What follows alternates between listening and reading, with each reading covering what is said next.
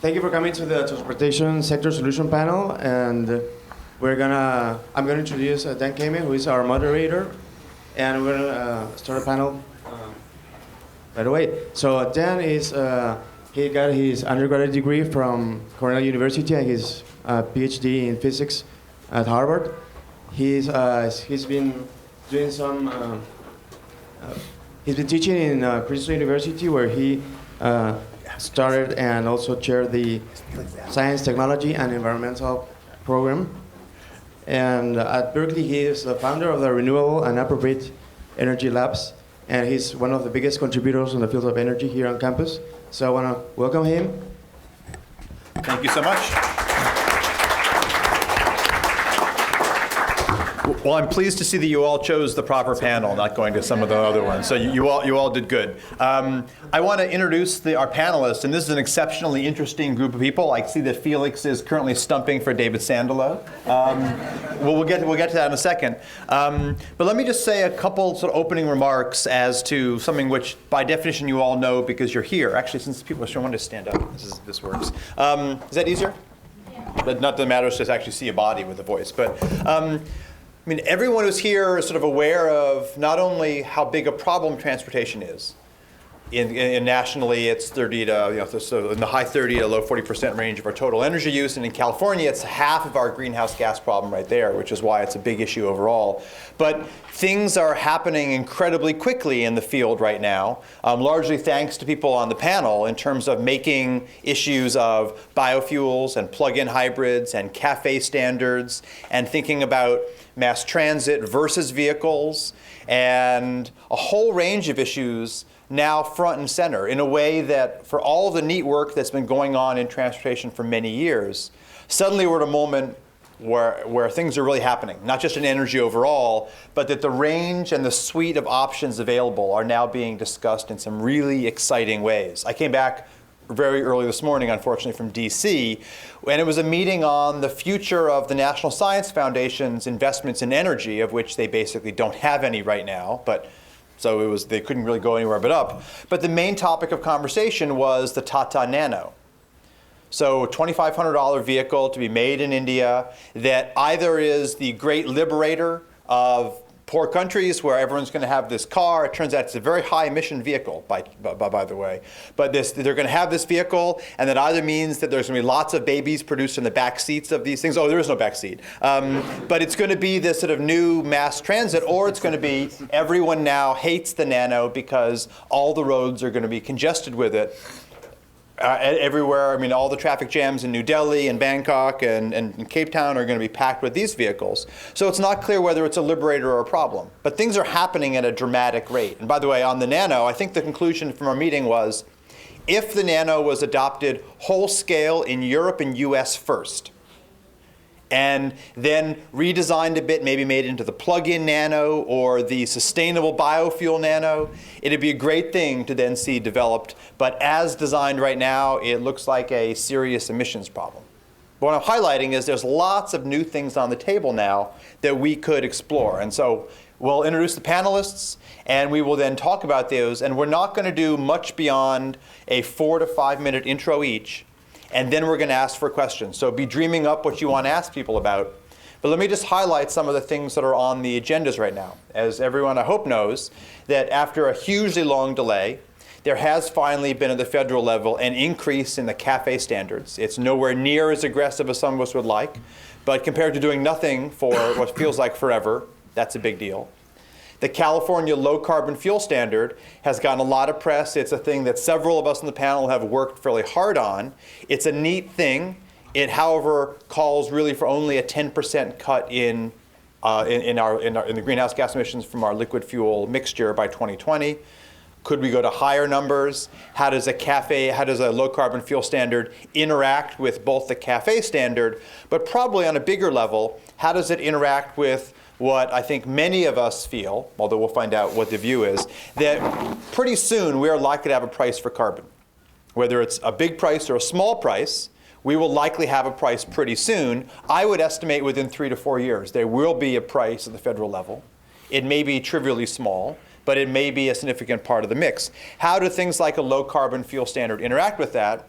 And how does the excitement around biofuels interact with the new results that even if you manage a piece of land very sustainably in Iowa to grow a biofuel that's been certified by all the best green groups, how does that interact with that piece of land going out of food production in Iowa and hence potentially into food production in Indonesia, the so-called indirect land use effects that I know that Michael O'Hare will talk about a fair amount as we go. These are tricky questions. Does it mean that the only good biofuels are a dead biofuel? I mean, the only good biofuels are made from waste material and in algae in tanks or at power plants and at land that would in no way ever go into food production or would ever be a drawdown from nature? Well, those are the kind of questions we're likely to discuss. And also, do liquid fuels ultimately make very much sense at all compared to electricity? And in California, with a very clean electric blend, we've got the potential to charge up plug-in hybrids like Felix's vehicles at night using nuclear and hydro and potentially large amounts of wind, and have vehicles that, as I can tell you, I've driven Felix's car for several weeks, that are getting well over 100, 110 miles per gallon equivalent.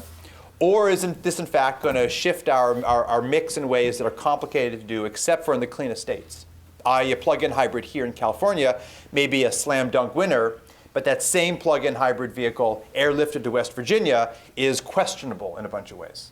It may still be a winner depending on your math, but it's questionable. So there's a whole range of these things that are going on, and you're lucky, and I'm lucky too, I'll be listening as well, that we have experts that have worked on many of these features. So Mike O'Hare is in the Goldman School of Public Policy. He was trained as an engineer, and he's got some very diverse interests, including designing much more sustainable new buildings for this campus. He's been integrally involved in the low carbon fuel standard work and is now forging ahead on this issue of indirect land use. And Mike will be talking to us in a little bit. Dan Sperling runs the Transportation Center at UC Davis. He's also a Cornellian. Actually, so is Felix. Michael, you're the only odd non-Cornellian in the room, but we'll forgive you on this. I was a Cornell graduate for many years. Okay, well, I guess that's okay. And Dan has worked on a whole range of things, from hydrogen, and where does that fit into the process? Felix, you should, now that you're pawning books, you should highlight it more. And so Dan has worked on hydrogen and on natural gas vehicles and on the thing which I hope many of you will ask about, because it's not officially on the agenda here, but the idea of smart growth and planning and how much of our transportation needs are going to be met by actually moving ourselves around more efficiently or providing those goods and services in ways that do not require people like a certain relative of mine to view shopping malls as places where you drive from one end of the mall to the other and then get back in and go back around again. And so there's a real land use question, and it's the one that we talk a good talk about addressing, but almost never get serious about. And Bay Area is a place that should be able to do it. I don't want to be embarrassed yet again by South Africa, by Cape Town being ahead of us in integrating land use planning with the transportation issues. So there's a broader set of features to talk about. And then Felix Kramer, again, a Cornellian who is pimping books for David, which is a perfectly good thing to do. I hope you'll be paying him a little bit later on. Felix has been the principal of CalCars, and I hope many of you have seen the websites and seen the vehicles. And is your car out front somewhere right now? It's in the parking lot up the street. Okay. So thinking about actual in-production plug-in hybrid vehicles at the small production levels that we're seeing today, or some of the efforts that we've been working on with the Congress, which is to see, could we get some federal buy-downs? This is a project I've been doing on the order of 30 to 50,000 vehicles purchased by a combination of state government, federal government, the military. Could we jumpstart this industry way beyond the learning curve at a little bit at a time and get it all the way into commercial production right away? Those are some of the options available to us. And again, I'm going to ask the panelists, we'll go down the list starting with Mike, to give I guess at 4, so I won't cheat him out of it, 4 to 5 minutes each, really about where they come from intellectually and what they see as some of the key issues, either today or coming in the near future. And then I'm going to throw it directly open. So be building up some questions and get ready. And there's at least one roving mic ready to rove. Not that we need it too much in this small room. I guess rove is a bad word. I won't say rove again. A wandering mic. I actually like to know where Rove is wandering, but we'll leave that for later on. So Mike, if we could just start off with Okay, you in terms of sure. a little bit of what's key. Thanks, Dan. I think it's usually good to stand up at things like this. Where I'm coming from. Well, that's actually apropos because where I'm coming from, meaning where I grew up, is 30th Street and 3rd Avenue in Manhattan. And I had a very, very different childhood than almost everybody in this room, to the point And it that shows. when especially as regards my experience of transportation and the carbon footprint that I left and the people who still live there now are. So I'm very anxious to hear more from Dan about this local land use issues. Let me say briefly that the low carbon fuel standard, how many people know what it is, and I shouldn't waste time on it?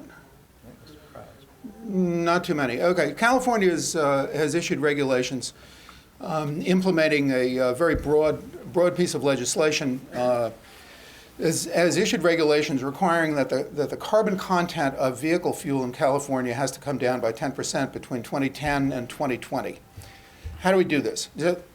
It's an intensity standard. It says nothing about how much fuel we burn, or in fact about how much carbon is released, but not unreasonably the thought is that if each gallon of fuel has 10% less carbon in it, and that doesn't mean literal carbon content, that means carbon that will be released to the atmosphere from the Earth as a result of it being used.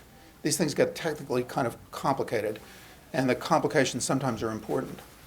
So if the fuel that's used is 10% less global warming effect, and we don't just count carbon actually, that's got to be good in and of itself.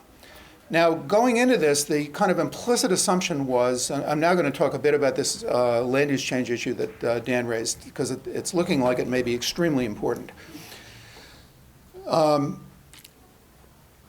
Going into this, the expectation was, well, 10% we can get by mixing ethanol, bioethanol, which is almost entirely made from corn now. And it's a very big industry with lots of government subsidy and a hotline to Washington and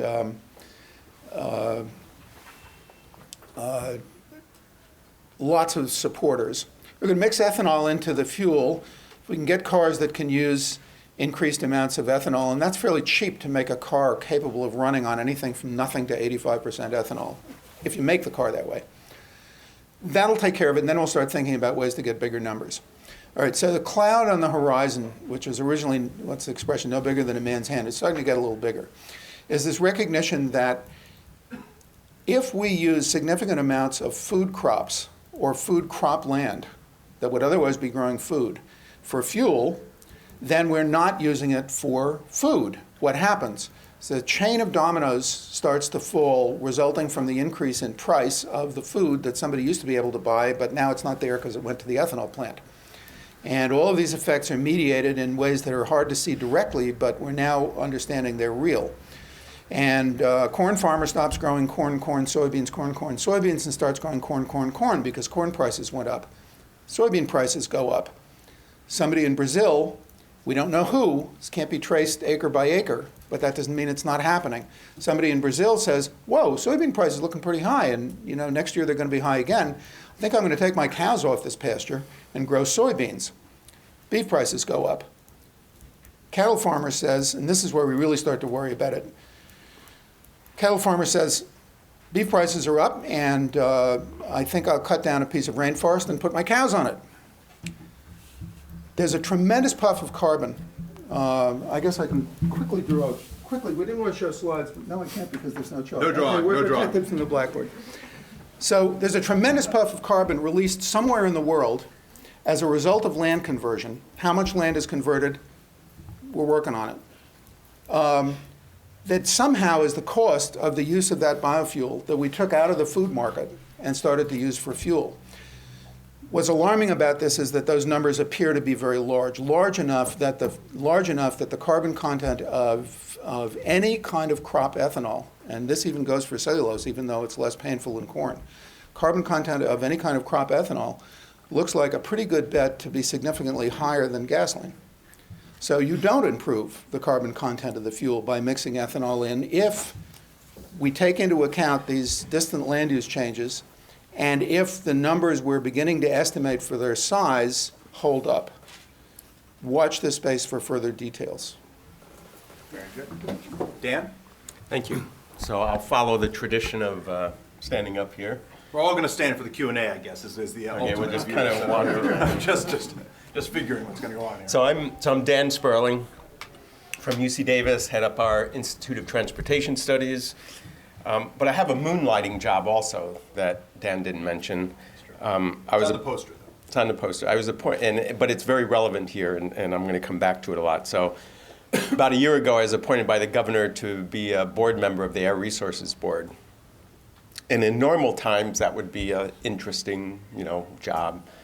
But now it's an extremely interesting, it's intellectually interesting, it's politically interesting, and it's just plain very important because ARB is the agency that's been designated to implement California's climate policies.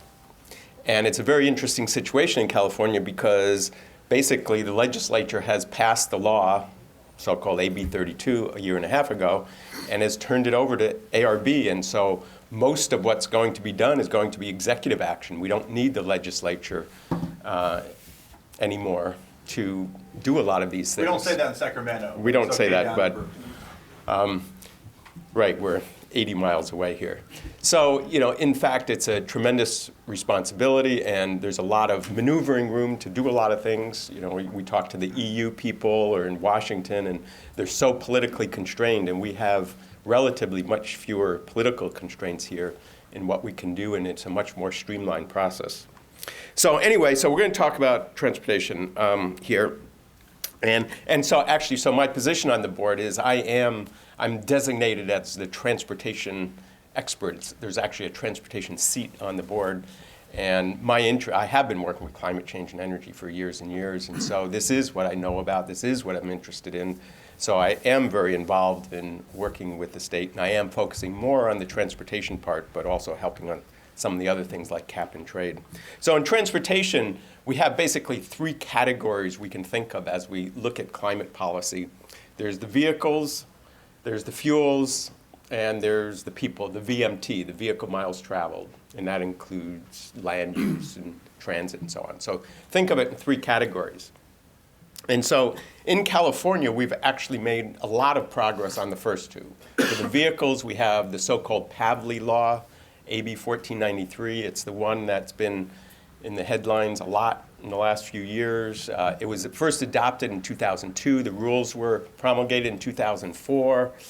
And then the car companies sued California. California won the two lawsuits so far. I was actually an expert witness for the state of California on that, so I've been very involved in that. But then the last step was we needed approval from the EPA, the Bush administration, and they have not given it. And so now California is suing EPA. So this is kind of a very contorted, distorted history that law has, and hopefully will be implemented. It is considerably more aggressive than the the corporate average fuel economy standards that were adopted by Congress in December, even though that was a big step forward in itself. And then there's the fuels, and we have the low carbon fuel standard, and some of us have done a lot of work on it. Alex Farrell and I, led a team that included Dan and Mike and about 20 other people from Berkeley and Davis. I think it's been one of the most important policies, probably the most important policy adopted in terms of transportation fuels ever. I would actually make that assertion. We haven't adopted it and implemented yet. We're in the rulemaking process, and my board will be adopting it in December. So we're going through the details of how to exactly do that, and Mike was talking about one of the excruciatingly difficult little problems that have come up that we have to deal with. What I've learned is, as an academic, when we went into the low carbon fuel standard, I thought I knew 90% of what I needed to know to design that. At the end, I realized I knew maybe 10%. When you get into the politics and the policy and the equity issues, it becomes incredibly complicated. But then there's a third part, and that's what I want to emphasize here. This is kind of what I'm putting a lot of my time and enthusiasm in these days, and it follows up on the other thing that Dan and Mike were mentioning, and that is the VMT issue, the vehicle miles traveled. And that's kind of a shorthand for saying we need to change our cities, we need to change our behaviors, we need to drive less somehow. And of course, that's something that politicians have been reluctant, and that's an understatement, to do anything about. And there have been efforts. There's actually a whole sense of programs and laws and rules that have been adopted over the years to reduce VMT, and they've all failed in the United States and in California. So I'm proposing, okay, you're hearing it here first, but actually now that I'm on the air board, this is one of the, as an academic, we're always yelling at the politicians for all the stupid things they do or don't do, and now it's kind of, like kind of a daunting responsibility to realize. You gotta yell at yourself now, right? Yeah, I know. I can't yell at myself. I do yell at myself, but so here's what I've been putting forward, and I'm hopeful this is going to get into the state's policy program for climate, and it's the idea of carbon budgets for cities. So there's actually a big group in Sacramento coming up with all the ideas of what the state should be doing with VMT. And they've got this laundry list of about 100 things, but they're all mostly voluntary, they're passive, and I don't think it's going to be very effective. So what I'm suggesting is, and we can talk about it, is the idea that just as we have a cap and trade program we're likely to implement for stationary sources, how about a similar type program for cities? And so the idea is you give a target to a city, and you say a budget, and say, okay, every decision you make that has a greenhouse gas implication, you're going to be held responsible for that, plus or minus, in terms of positive or negative. And so what this does is it provides a focal point, it pushes the responsibility down to the cities, they become accountable, but they become empowered at the same time. So there's lots of details on how to make that work, and cities are, there's a lot of it's a very sensitive issue because land use is a prerogative of the cities and state government doesn't want to get involved, or is leery of getting involved in it, but I think we've got a way to go to get at it, and we have to do it. So I'm putting this forth as part of what's going forward as the so-called scoping plan. ARB is putting together a scoping plan of how the state will meet the climate goals of AB 32, and so I'm hopeful that this will get in there. So anyway, so please ask about it, and we'll get back to it. Very good. Felix? Hi, everybody. I'm going to pick up right off where David began, where David ended in his speech, and this is his book. Yeah, it is a great book. It's basically the recommendations for the next president for what to do in the first 100 days. And you can get it at Amazon or your bookstores or right at the calcars.org website. My goodness, this is better than I've ever seen. I'm going to hire you for my next table here. This is pretty intense. So David wondered what our children would tell their grandchildren. Maybe they'll tell them in the Bay Area, that paradise between here and the Carquinez Strait? Well, that used to be occupied by a Chevron refinery. And can you believe that we powered our cars from gasoline, our vehicles, and now we don't. Maybe we can get there, and what we really do need is a vision. And what we're doing at calcars.org has given a lot of people some hope about some way to get there. So I'm going to really focus very specifically on the electrification of transportation for just a couple of minutes. And just a couple of main points about it. The first point, the biggest point, is it's the end of business as usual. We can't go on. We can't say, well, what's the narrow benefit, the narrow cost. We have to look at all the social issues. And what that means is we need a level playing field.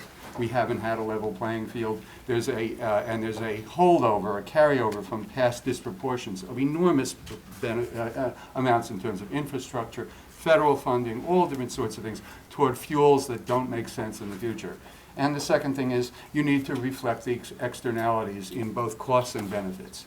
And if you do that, then you come up with very different answers and different solutions. Like in David's book, one of the first things the president calls for is 30,000 plug-in hybrids in the federal fleet, and $8,000 per vehicle for the first million plug-in hybrids, and $4,000 for the next million, because there's an enormous social benefit for them. And the other part of that is another book I'll recommend, Breakthrough, by some Berkeley people, Schellenberg and Nordhaus, about not I have a nightmare, but I have a dream, and how to give people hope about how to get to the future. And in the Bay Area, there's a lot of feeling that our technology here was bootstrapped. It wasn't. It was the federal government that brought the price of chips down from $1,000 to $25 a chip. So there's really federal money and resources are needed for all this. Now, if we look at that end of business as usual, and we say, what can we do now where we can get near, the criterion is, what can we do to have rapid penetration and near-term benefits of a new solution? What that means is, okay, thanks. Is it on? It is. Just give us Yeah, okay. What that means is we need a solution that requires a minimal new infrastructure. You may get a lot of laughs. This is what you need. You connect this from the car to a 120 volt outlet, and 60-70% of the population has that garage nearby, and cities will start adapting their public garages and parking lots and so forth. And you need today's technology. You don't need something that's always 10 or 20 or 30 years away. It may be imperfect. It may benefit from additional research, such as batteries, but it's good enough to get started. You need a multi-fuel solution, multi-fuel input of solution, so that electricity's big benefit is it can come from anywhere. You can create electricity with anything, and it's going to get greener. If you've got a good source of cellulosic ethanol, you'll get a better number of miles if you burn that ethanol, even in a power plant, than you do directly in a car, because of the efficiency of a motor versus an engine. Or you just burn the cellulose. Yeah, just burn the cellulose. Or gasify. Or gasify. There's so many different options, and the grid is getting cleaner. It has to get cleaner, because if it doesn't get cleaner, we're going to burn up. We just have to solve that problem, and we can solve that problem. And the evolution of liquid fuels. If you take a car and you power 3/4 of its miles from electricity, then your challenge in evolving that liquid fuel is much lower, because you don't have to do it for the entire fleet in the Vinod Khosla model, but you just do it for 1/4 of the miles, maybe 30 or 40 billion rather than 140 billion gallons. In terms of the plug-in hybrid, we're talking about plug-in cars, plug-in hybrids, and battery electric vehicles, and they'll evolve in that way. What they have going for them is three things. They're cleaner on the national grid, half coal national grid. A plug-in hybrid is half as much CO2 as a gasoline engine car. Worst case, all coal grid, like all coal state, it's equivalent to a gasoline car, but you're capturing all the non-CO2, and potentially you may be able to capture that CO2 in the future. It's cheaper, it's under $1 a gallon, it's domestic, we don't use oil to create electricity. The car makers, where are they on all this? They don't understand what every industry understands, versioning. They won't start with version 1.0. They're waiting for everything to be perfect, everything to line up. They won't build the car until it has a 40-mile range when you only need a 20-mile range. They won't build it until you can be sure the battery will last 150,000 miles. They won't think of the first cars coming out as having a replaceable battery. They want, David's proposal includes a battery guarantee program, a federal battery guarantee agency, so that the risk factor is removed from the buyer and seller. So we're trying to get them to start with what's good enough. And in California, as Dan implied, we have the opportunity to do something. Many people say the head of the Air Resources Board is the most important person in the auto industry in the world, because what we do, a dozen other states and Canada follow, and the industry pays attention, and we can pave the way, and we want to pave the way. And we're offering them the opportunity to talk to them and work on this. So car makers are one key part. Conversions are another key part. We did the first conversion of a Prius to get people excited about it. There is a role for that, but the big role is the 800 million cars in the world, and whether we can electrify some of those cars partially. And there are ways to do that, and that would have immediate near-term benefits. And the final huge benefit, which is in the future, it's not really, it's going to happen, but it'll take a while, is the integration of the power generation industry and the transportation industry. What that does, for instance, is it makes wind, which is a renewable, intermittent resource, it can make it a reliable resource. If you store nighttime wind power in batteries and you use it in the day and make it available to the power grid, it changes the efficiency of every power generation plant in the world, and it enables an evolution to a much more efficient and economical power source. So those are all the reasons why I think that it's a real solution for going forward right now. Okay, thanks. Very good.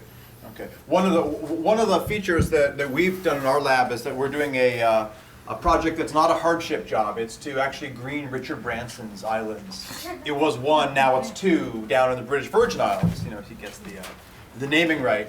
But he wanted his island to go from 300 gallons of diesel used a day for 20 people, you can do the math yourself, to 100% renewables with one go. And this idea that you build out solar and wind, which doesn't look all that economic when you have to essentially power all of the island at once. It's easy to get to 30%, 40%. To go to 100% is a real challenge. But the feature that Felix highlighted is a really key feature.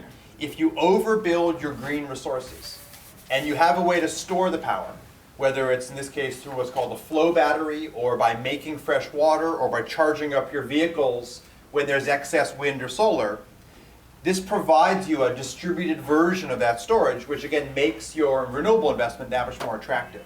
So there's neat experiments and everything from this individual island scale up to what California and the whole West could do that make this one item an exciting one, as well as what Dan mentioned with the land use planning questions and with what the state can do, and whether Mary Nichols, head of the ARB, is the most powerful person in the world, or whether it's the governor for getting this whole thing going. You can have your debate, but it's a neat moment where these are real active dialogues. And then Mike highlighted these really problematic issues of what is the overall land use calculation that we have to do. We don't, for example, apply that same calculation to some of our decisions around what foods we're going to subsidize. So applying it to our liquid fuels is certainly something we need to do, but are we making the job harder here relative to other technologies? There's lots of debates going on. What I'm going to ask to do is to get questions going around, and I'm going to try to get not everyone answering each one, or else we'll get through about 3 total, but to get a couple answers and to keep bouncing around the room. So why don't we start with you, Fred, and why don't you pass the microphone, and then we'll do again 1 or 2 of us from each to comment in. And just let us know who you sort of most keen to have it first addressed by, and we'll keep going. Well, this is a question about biofuels and the California low carbon fuel standard, probably to Mike or to Dan. As Mike says, and everything I read, not only is ethanol from corn not a net gain or improvement in carbon emission, it's also probably not a net gain in energy at all. So, now, articles in Science in the last couple months. So the question is, how in the coming 5 years, are we going to reduce the carbon use by biofuels if we can't make ethanol from corn, if that's not a net? Plus, after a long time scale, I'm sure we can make biofuels with algae or with switchgrass or whatever. But for the coming 5 years is my question. What are we going to do? So why don't we do Mike, and I suspect Dan, you might want to answer as well. So I want to do Mike and Dan on that one, and then we'll get to the next question. I want to pass it down to you. It's not clear that there's anything to do in the next 5 years. Now, there's a fair amount of, because the time scales don't match, there's a fair amount of cellulosic feedstock for ethanol that's lying around and doesn't have these alarming land use implications from this initial puff of carbon release from land use conversion, trash, forestry waste. They cut down a tree and make lumber, and you get a table, and then there are all these branches and things lying around. A fair amount of that could be harvested, and bark and so on. There isn't all that much. We're not going to replace a large amount of the fuel volume with these available sources, and the cellulosic conversion technology isn't here yet. I guess I should just give you another little piece of personal history. I got into this business and left it again and got back into it. I got back into it because I asked Dan a question by email to which I thought he would just give me the official answer and then I would know and I could go on with my life. And instead, he said, why don't you come? We have this group working on ethanol over the summer, and I haven't emerged since. But the first time I got into this was in the 70s. That's a good kind of call. That's the good kind. We appreciate that. So the first time I got into this was in the 70s when we were having an energy crisis. And one of the things I remember from that was that right around the corner, we just need a little more development, is a wonderful battery that's going to be 4 to 8 times as efficient in terms of energy per pound or energy per volume. And it's just, it's just coming. Brilliant future in front of it. Maybe still just around the corner. Cellulosic, economically bearable cellulosic conversion technologies, and there are a lot of smart people on this campus and elsewhere, brewing that up. And I'm not a Luddite, and I believe technology does progress. But then a lot of these things don't pan out, and we just don't know yet. 5 years is really just too short to ask the question. Dan? The short answer is everything has problems, and I think the only conclusion that can come out, any energy expert can come out with all of these topics is the one thing that makes sense is energy efficiency, and that's should be the highest priority. Nonetheless, we do need to look at the supply side. And clearly, with biofuels has problems, hydrogen has problems, electricity have problems. None of them are the perfect solution. They all have downsides. Corn ethanol probably has more downsides than anything and is probably the least advisable of all of the strategies we're talking about. There's lots of ways of analyzing it. Clearly, at best, it has a small greenhouse gas impact, no air pollution benefits, and then it has all the adverse impacts associated with it. So I think, we're stuck with corn ethanol because it was the easiest thing to do. There's a strong political constituency, and it's here for a while. And the best thing we can do is kind of move beyond it as quickly as possible. And as Mike said, start using waste stream instead of growing crops. So I have an afterthought. I think we'll allow it. Okay. It has to be a 30-second afterthought. Well, Even if the thought's longer, the verbal version. What we can do in the next 5 years is to straighten out a set of really earth toxic policy structures that we have in place now. And those can have the effect of releasing people to behave in a way that's appropriate for the earth. 4 people can drive downtown to San Francisco from Berkeley and park and hear a concert for less than it cost them to take the BART. Okay, there is an electric car. It runs on rails. The technology is well understood. That's crazy. It's deeply evil for the government to be affirmatively lying to the people about the cost of their behavior by price structures that are so nuts.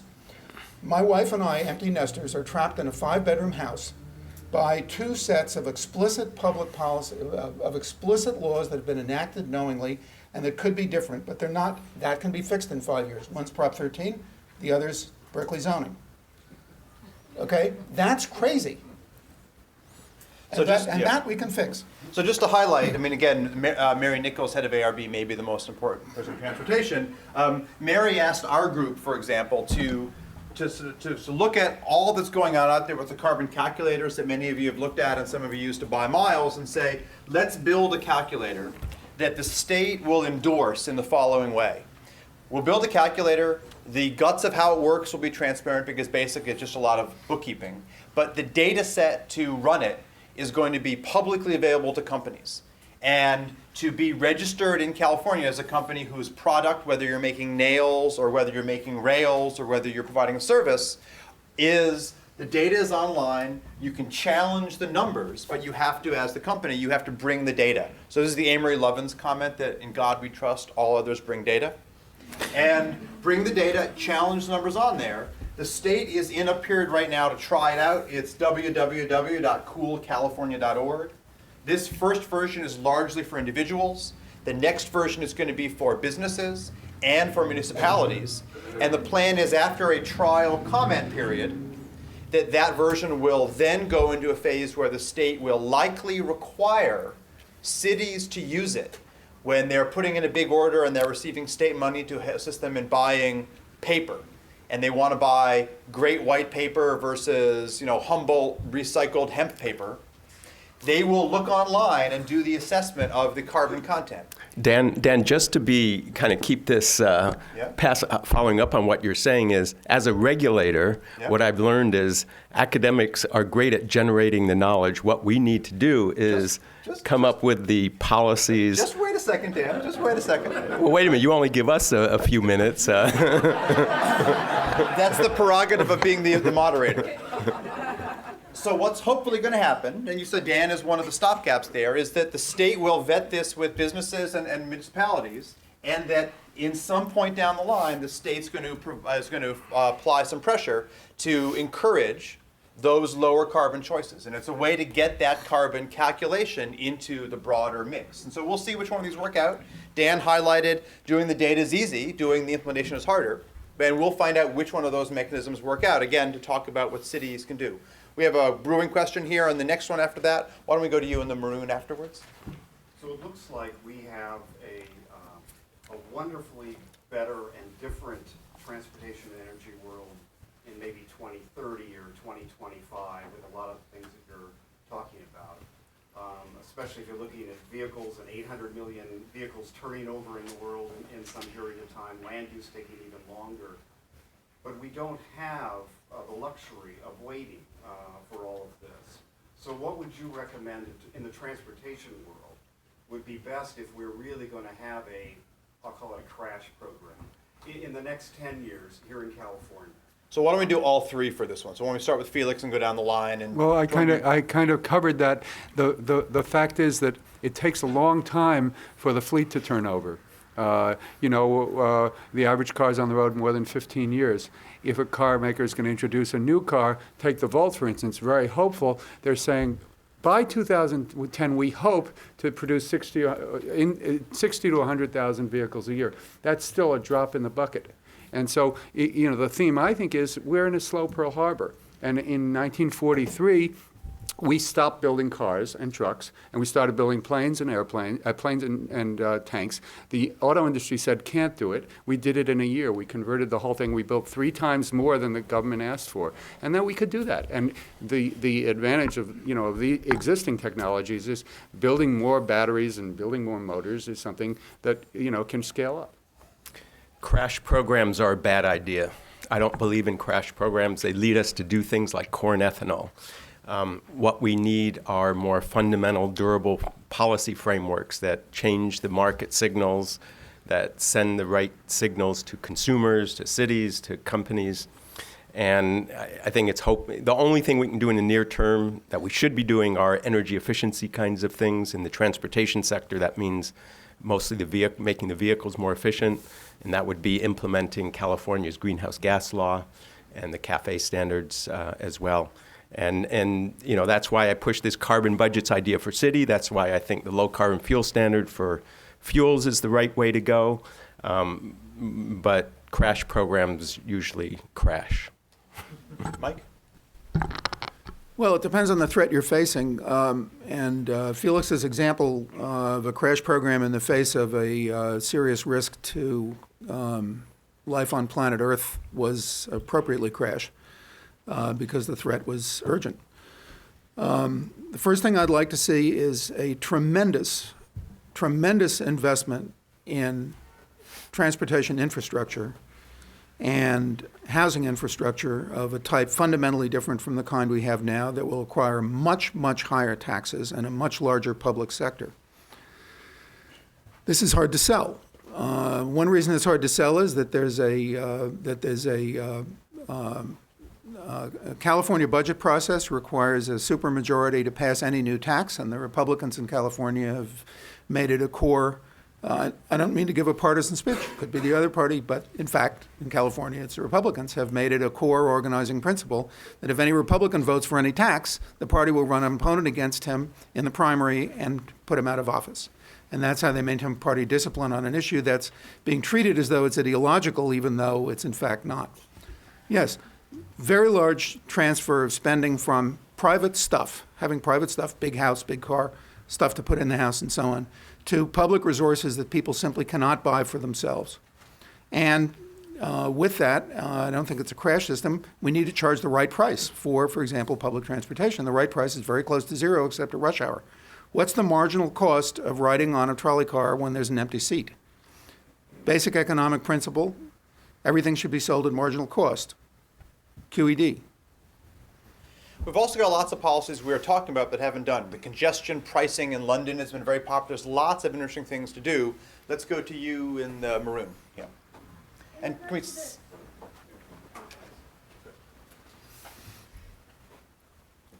In regard to the carbon budget programs for cities, could a city like Richmond that has a battery buy carbon credits from another city like Berkeley or San Francisco that has lower carbon emissions? And if so, does that achieve our overall goals for reducing carbon emissions? When I put forth this idea, I've been talking about it, and I really like the part of trading and flex trading, but people that are more wise, politically wise than me have pointed out that is probably the weakest part of the whole proposal, and that is because, as you're kind of sort of getting at, is first of all, cities don't have money, extra money to spend on anything. And so I've come to think that that's probably a later enhancement, so that what we do need is flexibility. But maybe Richmond could sell. A lot of what has to do here is it has a lot to do with political will. Just like Prop 13, zoning. These are not expensive. These are political will. So I can imagine ways that cities could get credits for what they do by exercising political will, such as a city like Richmond that could perhaps sell credits. But the major thrust of this has to be a city taking responsibility, and has lots of things a city does that have greenhouse gas implications, the zoning, the transportation infrastructure, the fleet, and so on. And so that's the part I would focus on, and much less on the trading part of it. And cities are flexing their muscles now, too. I mean, anyone from ICLEI here? Any representatives? So there's a very large group of cities working on low-carbon plans. We're very pleased we're working with Berkeley on this solar and energy efficiency financing. There's a lot going on that don't explicitly require more money. They require the political will and a little bit of state and some federal backing would make it a lot easier. And so there are things that are happening. But what Dan is speaking to is this real need to do this with a little bit of the top-down vision that we've been, in my view, lacking the last quite a while. So next question was over here. Yeah, this is a question for Dan Sperling. I'm really curious about the implementation piece and what you're hearing from businesses. Are they interested in an economy-wide approach, specific sectors? Do they want a carbon tax versus a cap and trade system? What are you hearing from them about what the pressures are on them and how they can possibly respond to the need to reduce greenhouse gas emissions? Well, the AB 32 law was very clever in the sense that it's economy-wide. That means if one sector or one industry doesn't carry its weight, then someone else has to make up for it. And so that means everyone's a constituency for someone else doing things, which is good. And I think, so everyone's in the state of California has acknowledged that there's a role for everyone, that it is economy-wide.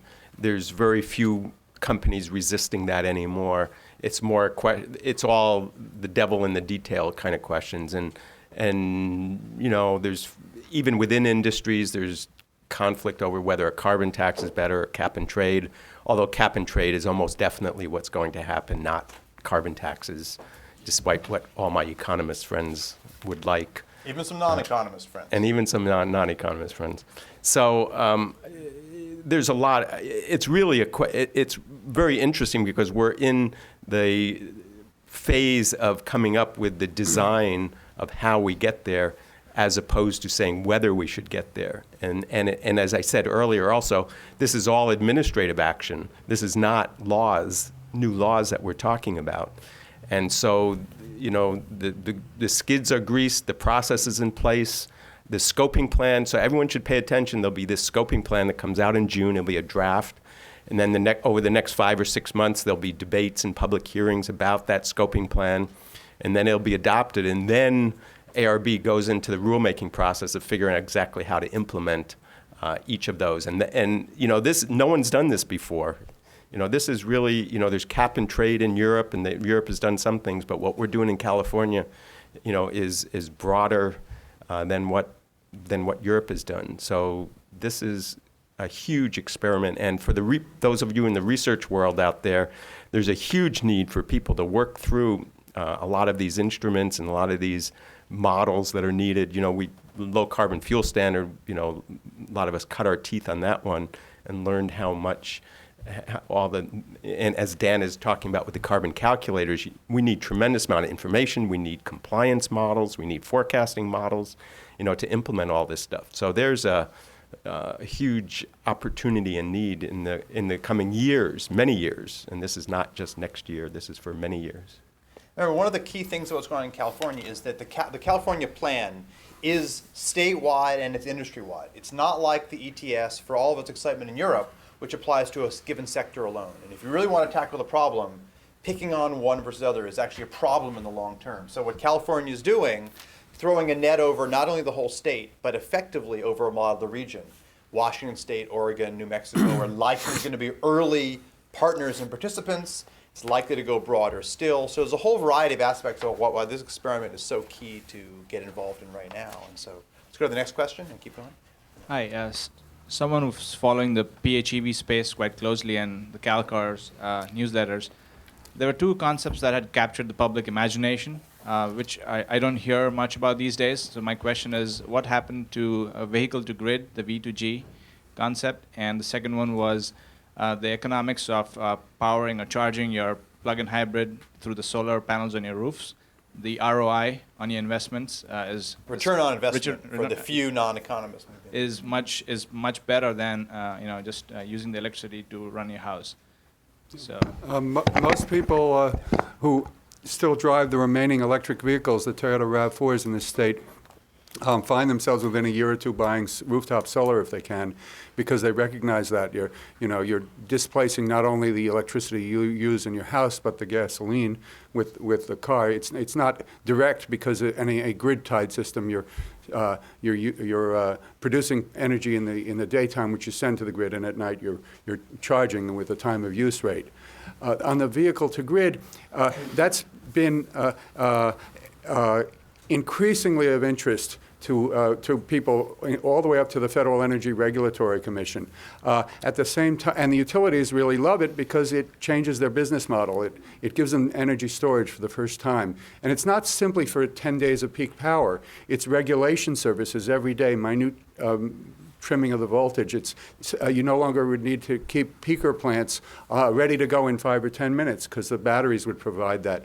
It's all different kinds of businesses there, but the utilities recognize that it's decades away and they feel it's been a little oversold at this point. So the utilities, Southern California Edison, for instance, is focusing now on V2H, vehicle to home, which is much more scalable. It doesn't involve integrating the whole grid, but it says make your car's battery a part of an intelligent home where there's demand management for everything you use in the home, where conceivably you could draw on the battery for instead of the electricity at the times when it's most expensive.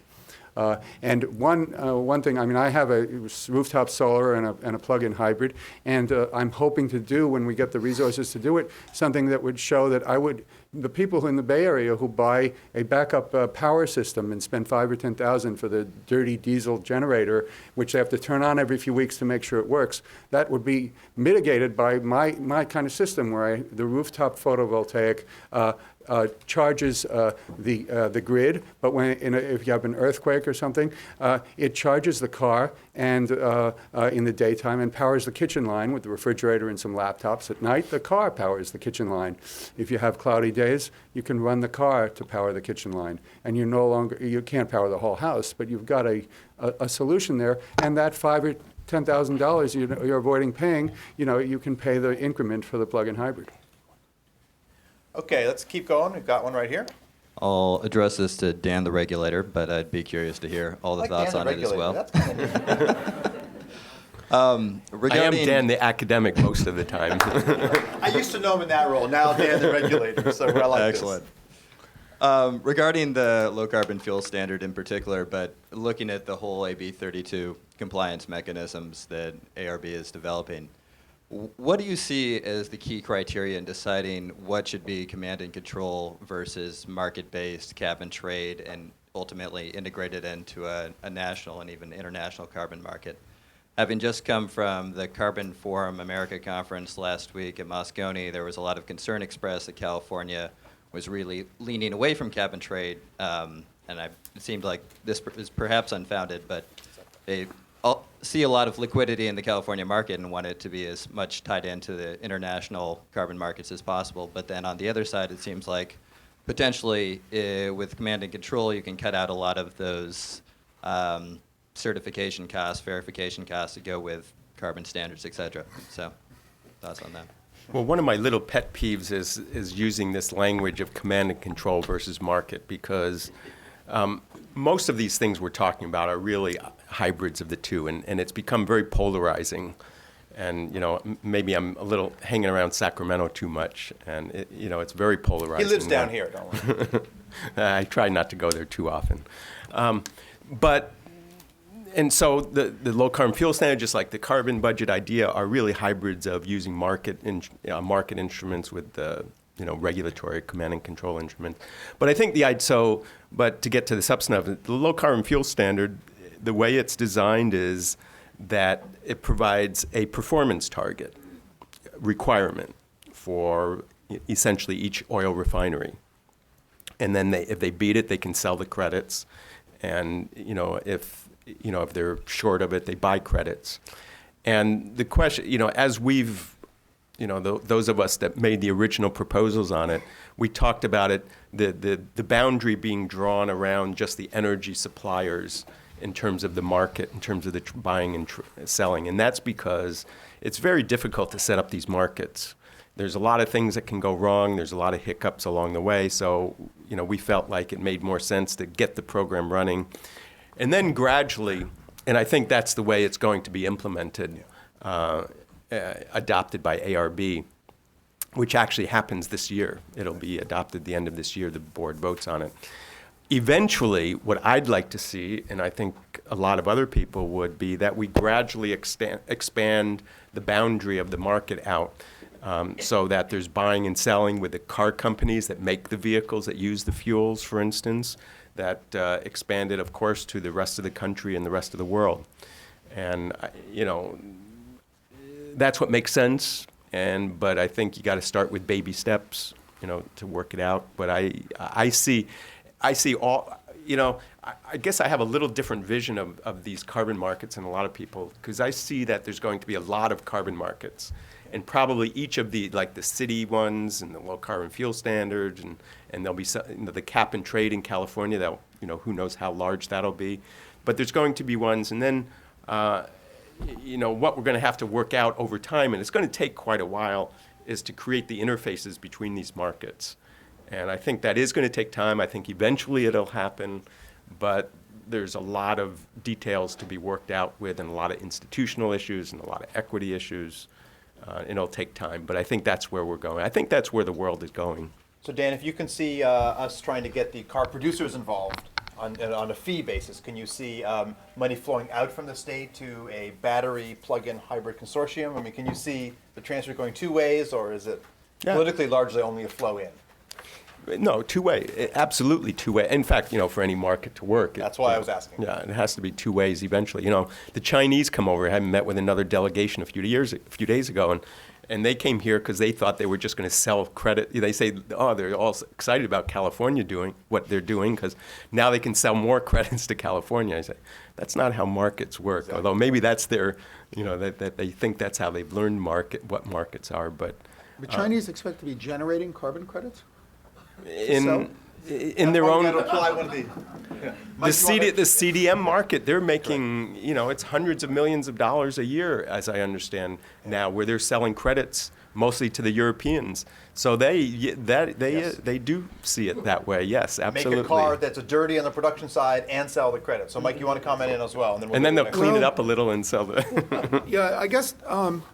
Look, let me briefly. We keep coming back and talking about cars. I guess because it's all we know. But the plug-in It's hybrid... also because This cars. panel's about cars, but No, Dan, this panel's about transportation. Mike, in case you didn't notice, transit's 2% of the passenger miles in the U.S. And that's what we need to fix, or we're going to be figuring out where the 100 million Bangladeshis are going to live. Those plug-in hybrid vehicles take up just as much highway and drive houses just as far apart and have all the toxic consequences, all the socially toxic consequences of getting around wearing a metal suit as any other car, although they're definitely greener in the narrow sense of the fuel they consume. But all the other consequences of cars, the garage they have to house, the house people tend to build, charge a plug-in hybrid vehicle from your roof, solar panel, already makes an assumption that we need to look at more carefully. If people live in apartment houses, they don't have that much roof per car to make that even interesting. Again, I want to emphasize, we have to live in a fundamentally different way and make large changes, or there just isn't enough carbon to squeeze out of changing how we drive our cars. Cars are a big investment in a whole bunch of other investments that have a big carbon footprint. So let's not immediately say, we can get the carbon out of the cars, then we've solved this problem, we can get on to worry about something else. It's not true. I hope we open the panel with comments that land use planning and decision were part of the equation. So let's go to the next question. Whoever the mic is over there. Yeah, and then it's going to come over here next. So. I have a question regarding the LCSF with respect to leakage. Within California, or even if federal LCFS was adopted, what steps do you see we could take to mitigate leakage of carbon-intensive fuels being sent out of the So I want to do Dan and Mike on this. Boy, is that a Baroque question. You've obviously been studying LCFS. Yeah, but I'm just curious. He's a Berkeley student. He's way, way above the curve. So. Right. I don't know. Do we have a recipe yet? Well, We're obviously aware of the problem. the ultimate recipe is we draw the boundary of the LCFS broadly enough that there is no issue of leakage. If there's a national LCFS, hopefully there will be one. There's a lot of discussion in Washington about it. Then you don't have to worry about it so much. But short of that, I think that there is going to be some movement sloshing around. There's a national renewable fuel standard. They're going to be producing a lot of ethanol and biofuels, and it's going to be moving around in different ways. So you set. I think the key is you set the rule, the metric, and you got to accept some kind of so-called leakage. But you set a metric, and in the end, This is why I don't believe in the 5-year solutions, is partly because there are problems along the way. You get the good structure in place, policy structure in place, you get change in market signals, you get the rules, and eventually, those kinds of problems disappear. And but yes, there's lots of, we can talk to you about it. There's lots of, as Mike has intimated, we've put a lot of time and thought into how to deal with these little problems like that. Not so little. And having come back last night from the State Department and presidential-sponsored World International Conference on Renewables, where the president spoke about nuclear power, but we'll leave that for another day, this was the number one issue, that all of these regulators who said, I was all on that biofuel bandwagon, and now I just don't know what to do. I mean, this is real-time politics playing out with the real-time science, so it's a key issue. So we'll do a question here and then back there, and we're going to be pushing our time limit after those.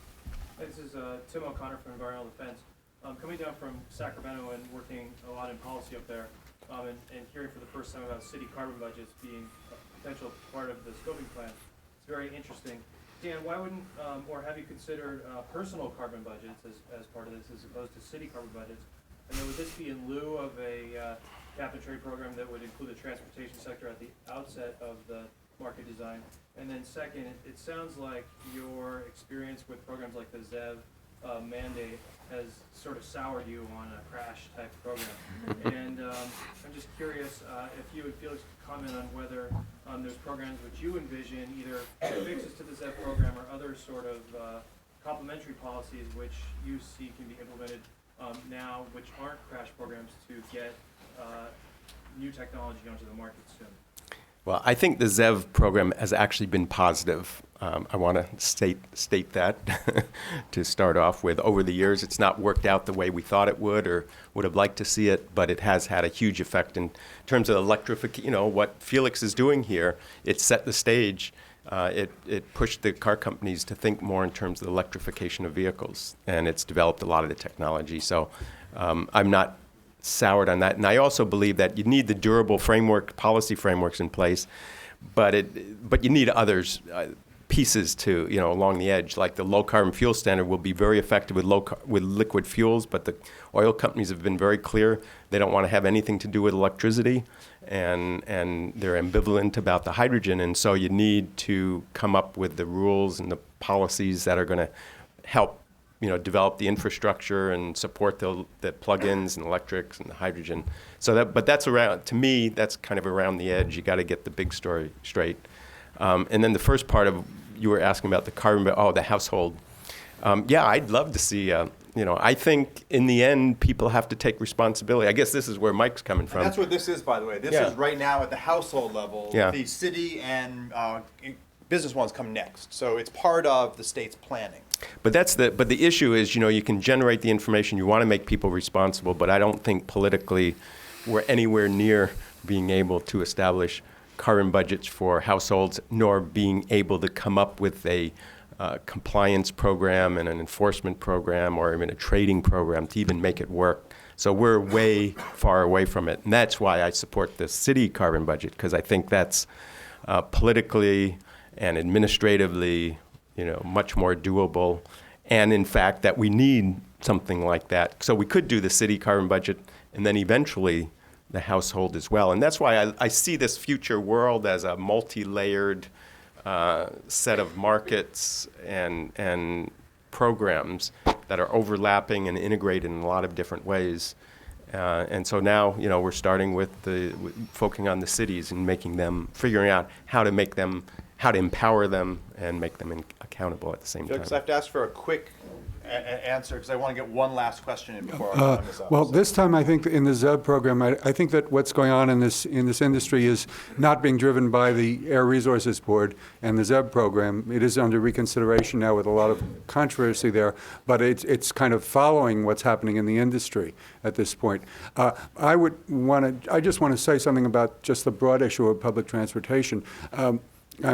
I lived in Manhattan for 25 years and didn't own a car, and you know, I'm not a car person. I do think that, you know, what I'm doing really makes a lot of sense for the cars that are on the road. But, you know, obviously the people who own a Chevy Suburban because 2 weeks a year they're going to tow a boat, they ought to understand. There ought to be a societal effort for them to understand that that they ought to rent a car that time. And I park my car next to a Zipcar space, and you know, that makes sense. And if we were logical here, 35 years after it was built, we should finally wake up and realize that completing BART around the bay, would transform this place more than anything. And that's an electric vehicle. It's riding on those tracks.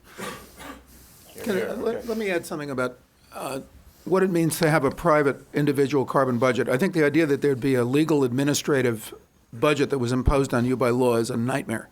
However, 40 years ago, if you lit a cigarette in somebody's home and the owner of the home didn't want you to smoke, it was incumbent on the host to apologize for asking you not to smoke.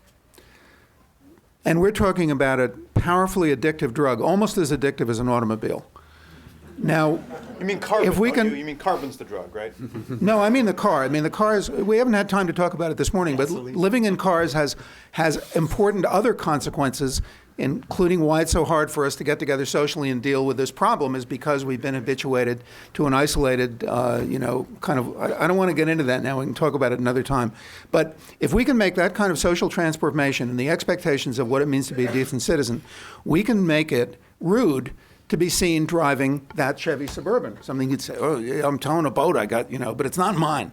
that we can make it rude to be Will living, become the big bumper sticker. I'm really renting this vehicle. or maybe and it can be rude to live in a house much bigger than you need, or to accumulate stuff you haven't got time to play with.